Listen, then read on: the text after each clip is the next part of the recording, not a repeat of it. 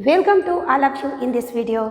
Today we will discuss about मातृभाषा। आज हम डिस्कस करने वाले हैं मातृभाषा किसे कहते हैं और भारत की मातृभाषा क्या है। तो चलिए शुरू करते हैं। यहीं पर देखिए मातृभाषा, तो यहाँ पर लिखा हुआ है मातृ और भाषा। तो माता की भाषा वह भाषा जिसे हम अपनी माता के मुख से सुनते हैं, समझते हैं और यूज करते हैं, उसे मातृभाषा कहा जाता है। जैसे देख लेंगे, वह बोली या भाषा, वह बोली या भाषा जो कि कोई एक बच्चा अपनी माँ के मुख से सुनता है, समझता है और प्रयोग करता है, उसे हम मातृभाषा कहेंगे। और यहाँ तक कि जो आस पड़ोस के लोग से भी वह अगर उसी भाषा में बात करता है, उसी भाषा को सीखता है, तो हमारी मातृभाषा है। मतलब घर या परिवार की भाषा को भी हम मातृभाषा कहेंगे। सबसे पहले तो हम माता के मुख से जो भी सुनते हैं वह हमारी मातृभाषा है, अर्थात मम्मी की भाषा, माँ की भाषा। यहाँ देखेंगे, वह बोली या भाषा जो बच्चे को जन्म से ही माता के मुख से सुनाई पड़ती है, अर्थात सुनाई देती है। जिस घर या परिवार में जो भाषा या बोली बोली जाती है वह मातृभाषा कहलाती है, मतलब वह उस बच्चे की मातृभाषा होती है। आप यहाँ पर देखिए, जो हम अपनी माँ से सुनते हैं उसे तो हम मातृभाषा मानेंगे ही, लेकिन अगर जिसके पास मान लीजिए माता नहीं है या फिर तो बच्चा जन्म लिया और माता किसी कारण से तुरंत खत्म हो गई, तो यहाँ पर हम लोगों को समझने की ज़रूरत है कि वो बच्चा जिसके साथ सबसे अधिक समय व्यतीत करेगा और जिसके साथ रहेगा और वहाँ जो भी लैंग्वेज का यूज़ किया जाएगा वह उसकी मातृभाषा होगी।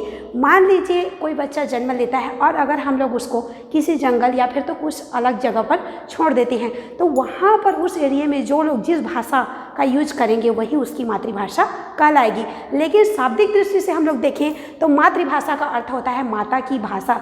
जो माता के समान उस बच्चे का पालन पोषण करता है वह उसकी मातृभाषा होती है। मतलब माता के समान जो बच्चे का पालन पोषण, किसी बच्चे का माता के समान जो पालन पोषण करती है या करता है, और जिस लैंग्वेज को सबसे अधिक, जिस भाषा को एक बच्चा सबसे अधिक सुनता है, ग्रहण करता है, डेली में यूज करता है, उसे हम मातृभाषा कहेंगे। अब देखिए, जिस घर परिवार में जो बोली या भाषा बोली जाती है वो मातृभाषा कहलाती है। अब यहाँ पर हम लोगों को थोड़ा सा, ये तो हमारा संकुचित अर्थ हो गया कि मातृभाषा हम मम्मी के मुख से सुनी हुई भाषा को, माता के मुख से सुनी हुई भाषा को हम मातृभाषा कहते हैं। अब ये तो हमारा संकुचित अर्थ हो गया। अब हम देखेंगे कि पूरे छत्तीसगढ़ की मातृभाषा क्या है। जैसे मैं रहती हूँ छत्तीसगढ़ में, तो छत्तीसगढ़ की मातृभाषा क्या है बोलेंगे तो हम पूरे छत्तीसगढ़ को देखेंगे कि सबसे अधिक माताओं के द्वारा कौन सी भाषा प्रयोग की जाती है, क्योंकि माताओं से ही संसार है और माताओं से ही हम सबसे अधिक सीखते हैं। तो छत्तीसगढ़ की देखिए, छत्तीसगढ़ की मातृभाषा है, क्योंकि यहाँ 80% से अधिक जो जनता है वे छत्तीसगढ़ी लैंग्वेज का, छत्तीसगढ़ी जो माताएं हैं वे छत्तीसगढ़ी लैंग्वेज का, छत्तीसगढ़ी भाषा का प्रयोग करती हैं और यहाँ के बच्चे छत्तीसगढ़ी को ही सबसे अधिक समझते हैं। तो छत्तीसगढ़ की मातृभाषा छत्तीसगढ़ी हुई। अब यहाँ पर हम लोग बात करेंगे कि भारत की मातृभाषा क्या है। अब यहाँ पर देखेंगे कि भारत की मातृभाषा क्या है, पूरे इंडिया भारत की मातृभाषा क्या है। तो ये हमारा बृहद रूप देखेंगे थोड़ा सा।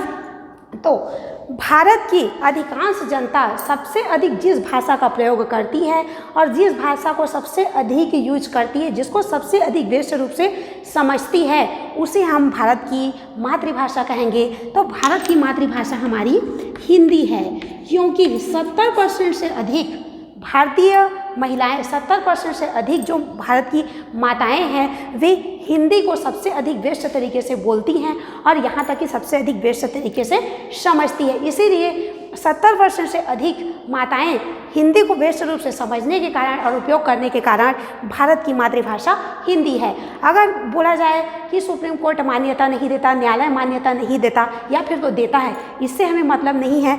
हमें इससे मतलब है कि भारत की जो माताएं हैं वे अधिकतर रूप से किस लैंग्वेज को सबसे अधिक समझती हैं और किसका सबसे अधिक प्रयोग करती हैं, क्योंकि वे माताएं ही हैं जिनके मुख से बच्चे सुनते हैं, समझते हैं और सबसे अधिक सीखते हैं। तो भारत की मातृभाषा हमारी हिंदी है। अब देखेंगे हिंदी क्या है, भारत की मातृभाषा है, क्योंकि सबसे अधिक जनसंख्या के द्वारा इसी मातृभाषा हिंदी को ही अधिकतर रूप से बोला जाता है और समझा जाता है।